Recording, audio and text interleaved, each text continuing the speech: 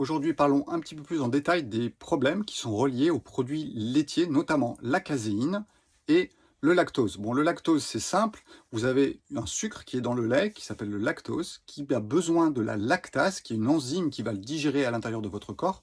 Et il y a beaucoup de personnes qui n'ont pas suffisamment de lactase. Que devient donc ce lactose? Il va fermenter, il va créer plein de problèmes. Voilà, donc ça, c'est le premier point. Le deuxième point, c'est à propos de la caséine. Alors, je vous ai fait une vidéo où je vous ai expliqué qu'on pouvait créer de la colle avec la caséine. Donc c'était normal que ça vous bouche le nez, surtout si elle n'est pas bien digérée. Mais je vais vous apprendre encore quelque chose de plus aujourd'hui. Il y a deux types de lait et qui vont avoir une caséine un peu différente. Il y a le lait de type A1 et le lait de type A2. Tout ça, ça se passe où? Ça se passe sur la chaîne de la caséine, hein, qui est une protéine, et c'est sur le numéro 67.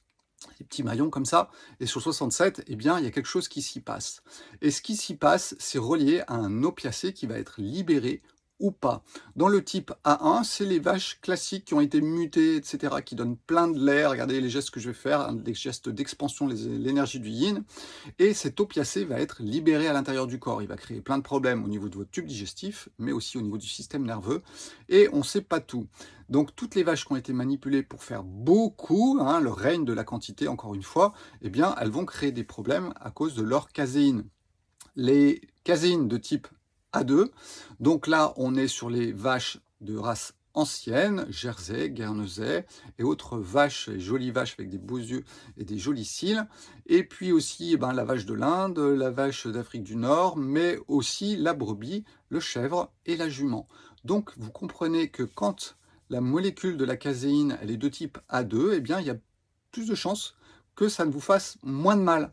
Donc c'est pour ça qu'on a toujours dit, oui, c'est mieux le chèvre, le brebis, etc.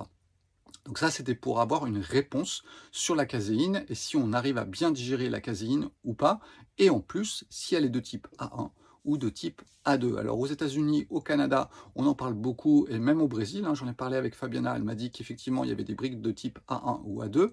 En France, moi, j'étais pas trop au courant, mais du coup, je me suis renseigné un petit peu, et c'est vrai qu'on peut commencer à en trouver. Mais chez nous, ben voilà, vous prenez du chèvre, de la brebis, on en trouve beaucoup plus facilement qu'aux États-Unis ou qu'au Brésil.